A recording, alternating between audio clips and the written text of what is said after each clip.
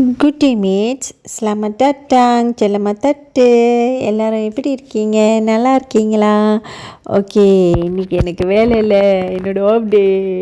அப்பயும் இருந்து எனக்கு ஃபோன் அடித்து கூப்பிட்டாங்க, மத்தியானம் வேலைக்கு வான்னு. நான் முடியவே முடியாதுன்னு சொல்லிட்டேன்.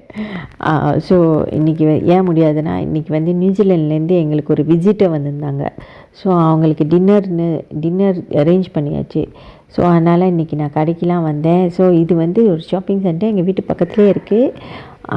இங்கே வந்து எல்லா ஜாமான் கிடைக்கும். பானை, சட்டி, கரண்டி, பைஸ்கிள், டாய்ஸ், சட்டை, துணி, மணி, குக்கிங் ஜாமான், எல்லாமே கிடைக்கும்.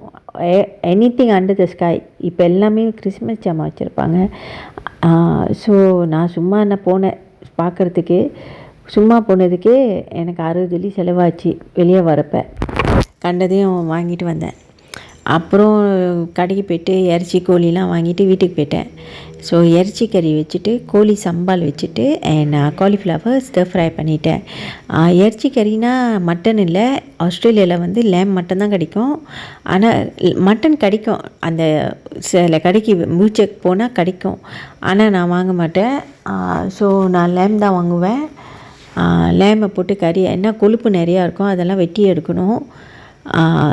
போட்டு கறி வச்சாச்சு.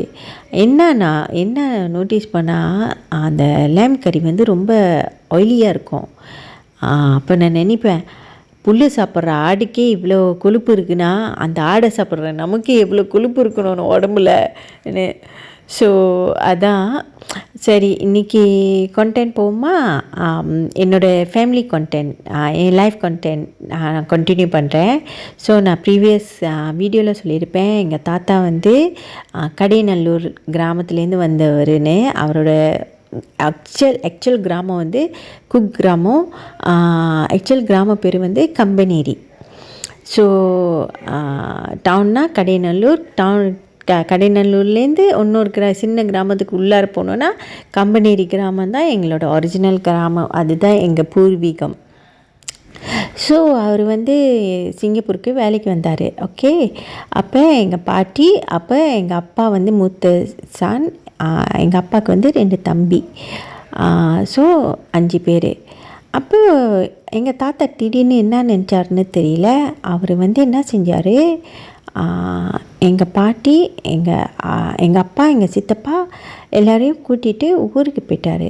ஊருக்கு போயிட்டு எங்கள் பாட்டியும் எங்கள் சித்தப்பா 2 பேரையும் வந்து ஊர்லேயே விட்டுட்டு எங்கள் அப்பா மட்டும் கூட்டிகிட்டு சிங்கப்பூருக்கு வந்துட்டார். ஏன் அந்த மாதிரி செஞ்சாருன்னு எனக்கு தெரியல. அப்போ அவர் வந்து ரிட்டையர்மெண்ட் வரைக்கும் சிங்கப்பூரில் வேலை செஞ்சார். ஒரு 60 வயசு சொச்சம் வரைக்கும் வேலை செஞ்சார். 60 வயசு ரிட்டையர் பண்ணோடனே அவர் என்ன செஞ்சார், அவரும் கிளம்பி ஊருக்கு போய் அங்கேயே செட்டில் ஆகிட்டார், இருந்துட்டார். அப்போ எங்கள் அப்பா மட்டும்தான் சிங்கப்பூரில். எங்கள் அப்பாவுக்கும் ரிலேட்டிவ் இருக்காங்க, ஆனால் வந்து இம்மீடியட் ஃபேமிலி ரிலேட்டிவ்னு யாரும் இல்லை. எக்ஸ்டெண்டட் ஃபேமிலி ரிலேட்டிவ், அத்தை மாவை அந்த மாதிரி. ஸோ அத்தை மாவன், மாமா மாவன் அந்த மாதிரி ரிலேட்டிவ் தான். ஆனால் அவர் கூட பிறந்த அண்ணன் தம்பி அந்த மாதிரி ரிலேட்டிவ் அந்த மாதிரி இல்லை. ஸோ எங்கள் அம்மாவும் வந்து மலேசியன். எங்கள் அம்மா வந்து ஃப்ரம் ஜேபி.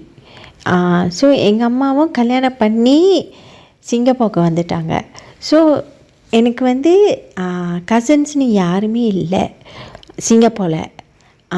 எங்களுக்கு இம்மீடியட் ஃபேமிலி மெம்பர்ஸ்னு யாருமே இல்லை சிங்கப்பூரில். எங்கள் அப்பா சைட்லேயும் இல்லை, எங்கள் அம்மா சைட்லேயும் இல்லை. ஸோ நாங்கள் வந்து வெரி நியூக்ளியர் ஃபேமிலின்னு சொல்லுவாங்களே, அந்த மாதிரி. ஸோ தீபாவளிலாம் வந்து ஒண்டியாக தான் நாங்கள் கொண்டாடி இருக்கோம், அந்த மாதிரி. எங்கள் அம்மா ஃபேமிலி வந்து வெரி பிக். எங்கள் அம்மா ஃபேமிலியில் வந்து 12 பேர், எங்கள் அம்மாவை சேர்த்து 7 கேர்ள்ஸு, 5 ஆம்பளை பிள்ளைங்க. ஸோ ஆனால் வந்து அவங்க பிரதர் சிஸ்டர்ஸ் எல்லாருமே வந்து ஜேபியில் தான் இருந்தாங்க அப்போ. So always I'm alone. எங்கள் அம்மா வந்து எனக்கு ஞாபகம் இருக்குது, என்னை வந்து சின்ன பிள்ளையாக இருக்கிறப்ப மற்றவங்க வீட்டில் விட்டுட்டு போவாங்க, பார்த்துக்க சொல்லி வேலைக்கு போவாங்க. அந்த மாதிரி தான் நான் வளர்ந்தேன். ஸோ நான் ஒரு 7 வயசு வரைக்கும் அந்த மாதிரி தான் வளர்ந்தேன். நான் 7 வயசு வரைக்கும் I was a single child. when my brother was born எனக்கு 7 வயசு. அவர் பிறந்தவன் வந்து எங்கள் அம்மா என்ன செஞ்சாங்கன்னா, பார்த்துக்க ஆள் இல்லைன்னு சொல்லி எங்கள் அம்மா கொண்டு போய் ஜேபியில் எங்கள் பாட்டி வீட்டில் விட்டுட்டாங்க என் தம்பியை. ஸோ அவர் வந்து 2 வருஷம் எங்கள் பாட்டி தான் பார்த்துக்கிட்டாங்க ஜேபியில். ஸோ அவர் அங்கே தான் இருந்தார் 2 வருஷம். எங்கள் பாட்டி தான் பேபி சீட் பண்ணாங்க என் தம்பியை. ஸோ நான் 9 வயசு வரைக்கும் ஒண்டியாக தான் வளர்ந்தேன். என்னை வீட்டில் விட்டுட்டு போயிடுவாங்க வேலைக்கு. நானே சொந்தமாக ஸ்கூலுக்கு போகணும், சொந்தமாக கிளம்பி ஸ்கூலுக்கு போகணும், வரணும், வைக்கணும். So I use to stay alone. தனியாகவே நான் இருந்து சின்ன பிள்ளையிலே தனியாகவே இருந்து பழகிட்டேன். அந்த காலத்துலலாம் வீட்டில் பிள்ளைங்களாம் விட்டுட்டு போவாங்க. ஒண்டியாக ஸ்கூலுக்கு போயிட்டு நான் வருவேன். நானே அப்போயே எனக்கு சாவியெல்லாம் கொடுத்துருப்பாங்க வீட்டுக்கு. ஸோ நான் ஒண்டியாகவே போயிட்டு ஒண்டியாகவே வருவேன். சரி, நாளைக்கு கண்டினியூ பண்ணுற ஸ்டாரி. Good night.